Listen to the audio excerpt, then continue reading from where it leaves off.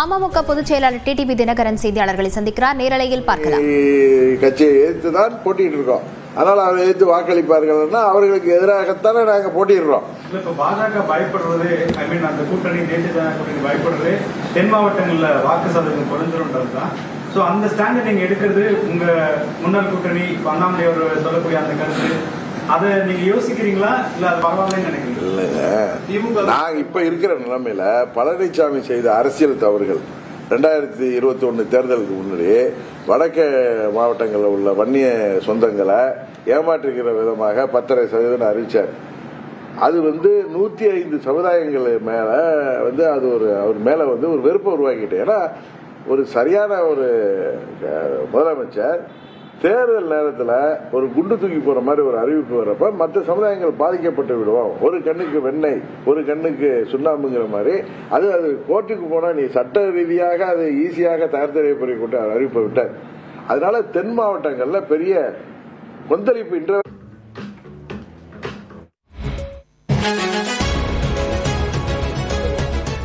அரசியல் ரீதியாக தவறு செய்த பழனிசாமி அணியில் நாங்கள் இருப்பதற்கு வாய்ப்பே இல்லை.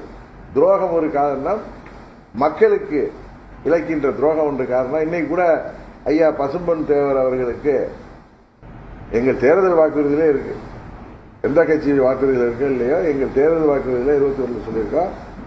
அவருக்கு பாரத ரத்னா விருது வழங்கப்பட வேண்டும், மதுரை விமான நிலையத்திற்கு அவர் பெயரை சூட்ட வேண்டும் என்பது எங்கள் தேர்தல் வாக்குறுதி இருக்கு. பட் அது அழுத்தம் கொடுக்க வேண்டிய நேரம் இதுவல்ல. பாரத ரத்னா கொடுக்கணுங்கிறதுல நாங்கள் குறியா இருக்கோம்.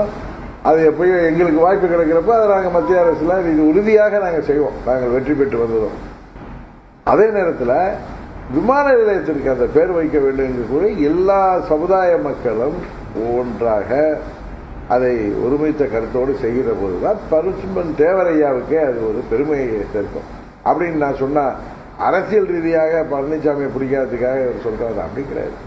நான் எங்க தேர்தல் வாக்குறுதியிலே சொல்றது நாங்கள் எப்படி வேணாமோ அது எல்லாரும் அங்க வாழ்கின்ற அனைத்து மக்களோட, ஏன்னா பல்வேறு கோரிக்கைகள் இருக்காது சம்பந்தமா, அவருக்கு அந்த பெயரை சூட்டப்படும் பொழுதுதான் ஒரு அரசியலெல்லாம் தாண்டி எல்லோராலும் தெய்வமாக வழங்கப்படக்கூடிய தேவரையாவுக்கு செய்கிற மரியாதையாக இருக்குங்கிறது தான் என்னுடைய கருத்தை தவிர அது அறிவிக்க கூடாதுங்கிற கருத்தெல்லாம் இல்லை. அது மத்திய அரசு செய்தால் மகிழ்ச்சி எங்களுக்கு.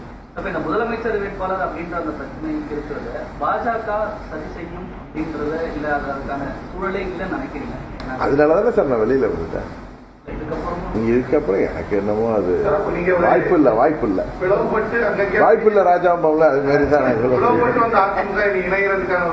பழனிசாமிங்கிற ஒருத்தர் எடப்பாடி திராவிட முன்னேற்ற கழகத்தின் கண்ட்ரோல் வச்சிருக்க வரைக்கும் அது வாய்ப்பு இல்லை. ஆனா 26 தேர்தலுக்கு பிறகு அனைத்து இந்திய அண்ணா திராவிட முன்னேற்ற கழகத்தை மீண்டும் புத்துயிர் செய்ய அதே பழைய சட்டத்திட்டங்களோடு தலைவர் என்ன சட்டத்திட்டத்தை கொண்டு வந்தாரோ, அம்மா அவர்கள் என்ன சட்டத்திட்டங்களை 30 ஆண்டுகள் ஃபாலோ பண்ணாங்களோ அதோடு சேர்ந்த பழைய புரட்சி தலைவரின் கட்சியை நான் அண்ணா திராவிட முன்னேற்ற கழகத்தை உருவாக்குவதற்கு நாங்கள் அம்மா மக்கள் மன்றம் உறுதியாக முனைப்பில் ஈடுபடும். அரசியல் ரீதியா திமுக ஆட்சியை அகற்றணும் அப்படின்னா அதிமுக அந்த பக்கம் செயல்படுது, நீங்க ஆட்சி மாற்றம் ஏற்படுறீங்க.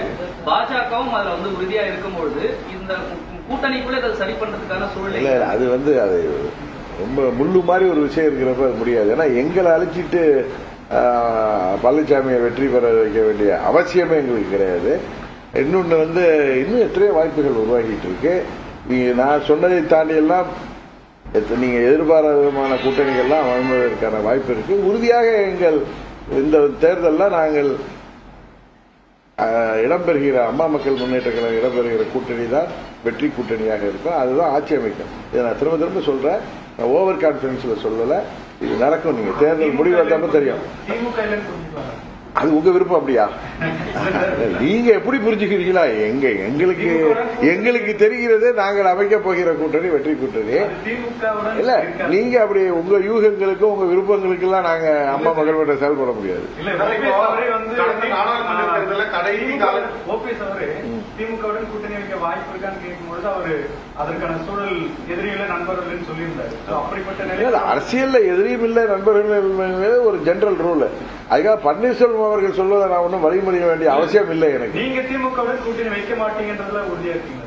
நீ உங்களுடைய யூகமான இந்த கேள்வியே நான் யூகங்கிற இல்ல நீங்க நேரடியா கேட்டா நேரடி பதில் சொல்றேன். உங்க கேள்வியே இல்ல உங்களுடைய கேள்வியிலே தவறு இருக்குங்கிறது என்னுடைய ஆன்சர்.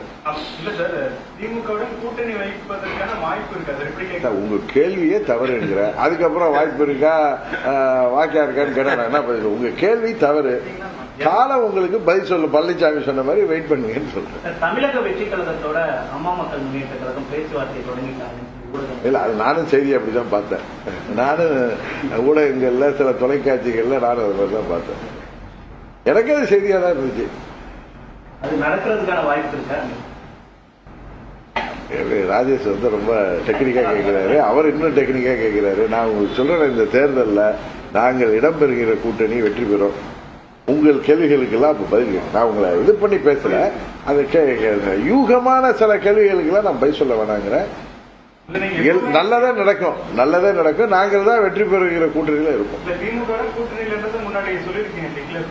இது வரைக்கும் அந்த கேள்வி நீங்க தான் ஃபர்ஸ்ட் நீங்க தான் கேட்குறீங்க. இது வரைக்கும் யாருமே கேட்டதில்லை திமுகவோட கூட்டணிக்கு சொல்லுவீங்களான்னு யாருமே. எடப்பாடி பழனிசாமி முதல்வர் வேட்பாளராக இருக்கும் வரை தேசிய ஜனநாயக கூட்டணியில் பங்கேற்பது குறித்து யோசிப்பதற்கு வாய்ப்பே இல்லை என அமமுக பொதுச் செயலாளர் டிடிவி தினகரன் செய்தியாளர்களிடத்தில் தெரிவித்திருக்கிறார்.